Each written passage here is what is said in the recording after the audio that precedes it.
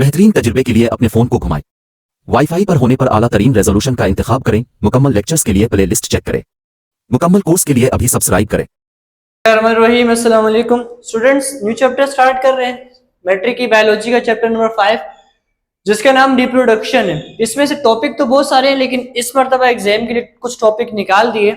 अब कौन से टॉपिक हमने पढ़ने reproduction in plants and reproduction in animals. इसके अलावा कुछ और टॉपिक्स थे, वो एक्स्ट्रा वो सब निकाल दिए। अच्छा, चैप्टर का नाम क्या है? रिप्रोडक्शन।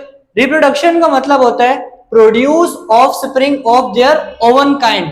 उर्दू में इसका मतलब होता है एक जानदार अपनी जैसे ऑफ स्प्रिंग प्रोड्यूस करता है। ऑफ स्प्रिंग का मतलब औलाद।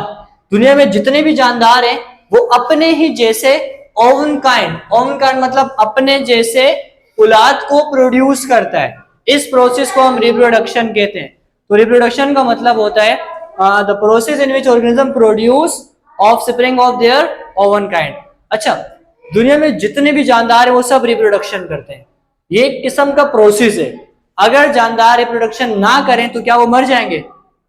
नहीं। जानदार अगर रिप्रोडक्शन ना करें तो वो मरेंगे नहीं। फिर इसका नुकसान क्या होगा? अगर जितने भी जानदार हैं दुनिया में वो रिप्रोडक्शन करना छोड़ देते हैं, फर्ज करो कोई एनिमल है, इंसान है, जो भी है, वो सब रिप्रोडक्शन करना छोड़ देते हैं, उनकी औलाद पैदा ना हो, तो अभी जो वो हैं कुछ टाइम बाद वो मर जाएंगे, और जो थोड़े बहुत रह जाएंगे वो भी मर जाएंगे।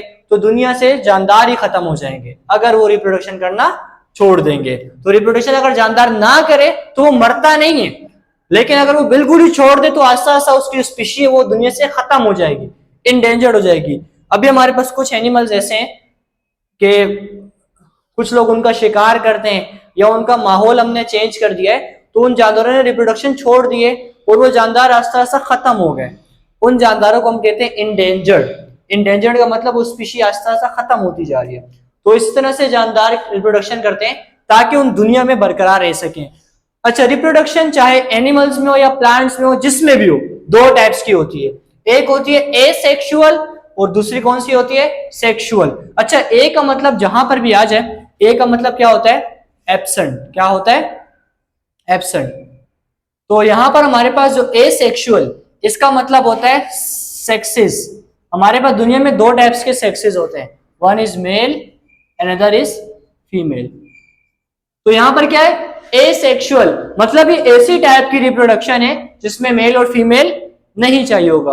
और दूसरा कौन सा है? सेक्सुअल। इसमें सेक्सेस चाहिए होंगे, मेल भी चाहिए होगा और फीमेल भी चाहिए होगा। अच्छा, एग्जाम में इनका डिफरेंस आता है। पहला डिफरेंस, एसेक्सुअल में क्या होता है? Without fusion of gametes. अब ये गैमेट्स क्या होता है हमने पहले भी डिस्कस किया है। मेल में स्पेशल टाइप के गैमेट्स होते हैं जिसे हम स्पर्म कहते हैं, और फीमेल में एग होता है। जब ये स्पर्म और एग मिलता है तो जायगोट बनता है, एम्ब्रियो बनता है, फिर कुछ टाइम बाद पूरा जानदार बन जाता है। अब इनमें ऐसा कुछ भी नहीं होता, ना स्पर्म होता है ना एग होता है, कुछ फ्यूजन वगैरह नहीं होती, विदाउट फ्यूजन ऑफ गैमेट्स। और इसमें क्या होता है? Fusion of gametes. मेल की बॉडी से स्पर्म और फीमेल की बॉडी से एग फ्यूज होते हैं और इससे हमारे पास जानदार पैदा होता है। इसमें हमें एक ही पेरेंट चाहिए होता है, मेल फीमेल नहीं चाहिए होते। एक ही पेरेंट होता है, वही अपने आप को डिवाइड करके अपनी औलाद पैदा कर देता है। इसमें हमें दो पेरेंट चाहिए होते हैं, मेल एंड फीमेल। इसके अलावा इसमें ऑफस्प्रिंग जो होती है, उनकी औलाद जो होती है, वो बिल्कुल सिमिलर होती है, अपने वालिदैन से भी सिमिलर होती है और बहन भाई से भी सिमिलर होती है। मतलब ऐसा अगर इंसानों में ऐसा हो कि जैसा अब्बू होगा वैसे उसके सारे बच्चे भी होंगे, अगर इंसानों में अगर ऐसा वाला प्रोसेस हो जाए, लेकिन होता नहीं है। लेकिन कुछ जानदारों में ऐसा होता है कि जैसे वो खुद होते हैं वैसे ही उनकी औलाद होती है और सारी औलाद एक जैसी होती है। तो इनमें ऑफस्प्रिंग कैसी होती है? सिमिलर। और इनमें ऑफस्प्रिंग कैसी होती है? डिसिमिलर। एक जैसे सारे नहीं होते। अब जैसे इंसानों की एग्जांपल लो, एक मर्द के जितने बच्चे वो सब सिमिलर नहीं, अलग अलग सब होते हैं। इसके बाद नो वेरिएशन। वेरिएशन का मतलब चेंजेस। इसकी औलाद में कोई चेंजेस नहीं है, सब एक जैसे होते हैं। इनमें वेरिएशन आती है, एक औलाद के बच्चे चेंज होते हैं, वेरिएशन की कहलाती है। अच्छा, फिर से देखो, इसमें हमारे पास कोई फ्यूजन नहीं होती, इसमें हमारा फ्यूजन होती है स्पर्म और एग की। इसमें एक पेरेंट चाहिए होता है, इसमें दो पेरेंट चाहिए होता है। इसमें ऑफस्प्रिंग बिल्कुल सिमिलर होती है, बहन भाइयों से भी, वालिदैन से भी, और कोई वेरिएशन नहीं होती। इसमें डिसिमिलर होती है और वेरिएशन होती है। इसके बाद हम देखते हैं asexual reproduction in plants, protista और बैक्टीरिया वगैरह में देखते हैं। अच्छा, एसेक्सुअल का मतलब क्या हो गया? मेल फीमेल नहीं चाहिए। तो पहला प्रोसेस हमारे पास क्या है? फिजन। फिजन का मतलब होता है टूट जाना। और टूटने को इंग्लिश में हम कहते हैं splitting, splitting of cell into 2 और मोर सेल। इस टाइप के प्रोसेस में क्या होता है, एक सेल अपने आप को तोड़ देता है, या तो 2 सेल्स में या 2 से ज्यादा सेल्स में। इसको हम क्या कहते हैं, फ्यूजन। अब ये 2 टाइप की होती है, एक होती है बाइनरी फ्यूजन। यहाँ पे जो वर्ड है बाय, बाय का मतलब होता है 2, इसमें मतलब एक जानदार अपने आप को 2 सेल्स में तोड़ देता है। डिवाइड होता है कितने सेल्स में, 2। और ये किस में पाया जाता है, बैक्टीरिया में। ये फर्स्ट करो, एक बैक्टीरिया है। बैक्टीरिया क्या करता है, जब उसको अपनी औलाद को जब पैदा करना होता है, ये अपने आप को बीच से अलग कर देता है, 2 हो जाता है। अब इससे अलग बैक्टीरिया, इससे अलग बैक्टीरिया। तो इस टाइप के प्रोसेस को हम कहते हैं बाइनरी फ्यूजन। दूसरा हमारे पास होता है मल्टीपल फ्यूजन, मल्टीपल टाइम टूट जाना। अगर ये एक सेल 2 में ना टूटे, ज्यादा में टूटे, तो ये इसको क्या कहेंगे, multiple fusion. Divide into many. तो एसेक्सुअल रिप्रोडक्शन प्लांट्स वगैरह में या दूसरे जानवरों में हमने देखा, तो पहला प्रोसेस कौन सा उसमें आया, फ्यूजन, जिसमें सेल सेपरेट हो जाता है। या तो 2 में होगा तो उसको क्या कहेंगे, बाइनरी। अगर ज्यादा में होगा तो उसको क्या कहेंगे, मल्टीपल फ्यूजन। बाइनरी वाला बैक्टीरिया में पाया जाता है। अच्छा, नेक्स्ट हमारे पास प्रोसेस है जिसको हम कहते हैं बडिंग। अब इस प्रोसेस में क्या होता है, इस प्रोसेस में जानदार की बॉडी के ऊपर आउट ग्रोथ निकल के आती है। आउट ग्रोथ का मतलब एक जानदार की बॉडी है, उसकी बॉडी में से कोई चीज एक्स्ट्रा बाहर उभर के आ जाती है। अब जिस तरह हमारे पास फर्ज करो एक ऑर्गेनिज्म है जिसको हम यीस्ट कहते हैं, यीस्ट को उर्दू में कहते हैं खमीर, या हम इस्तेमाल भी करते हैं, ठीक है। यीस्ट हमारे पास एक टाइप का प्रोटिस्टा है, प्रोटिस्टा वगैरह प्रोटोजोआ है।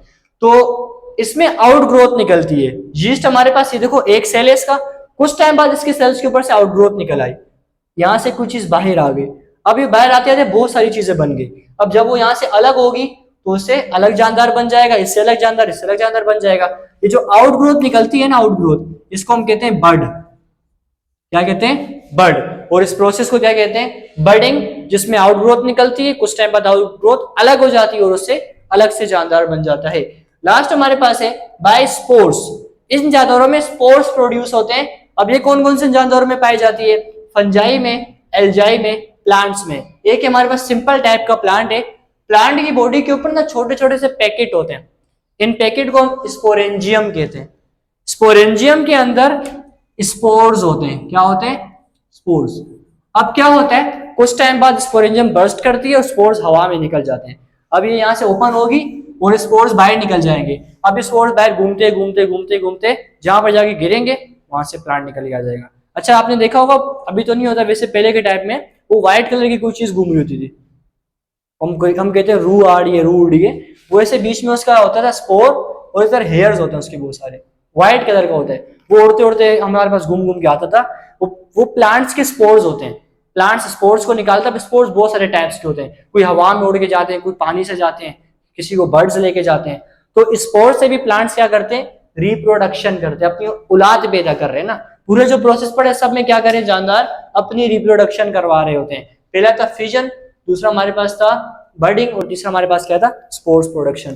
तो स्टूडेंट्स, आज हमने डिस्कस किया रिप्रोडक्शन। रिप्रोडक्शन का मतलब होता है प्रोड्यूस ऑफस्प्रिंग, औलाद पैदा करना बिल्कुल अपने जैसे।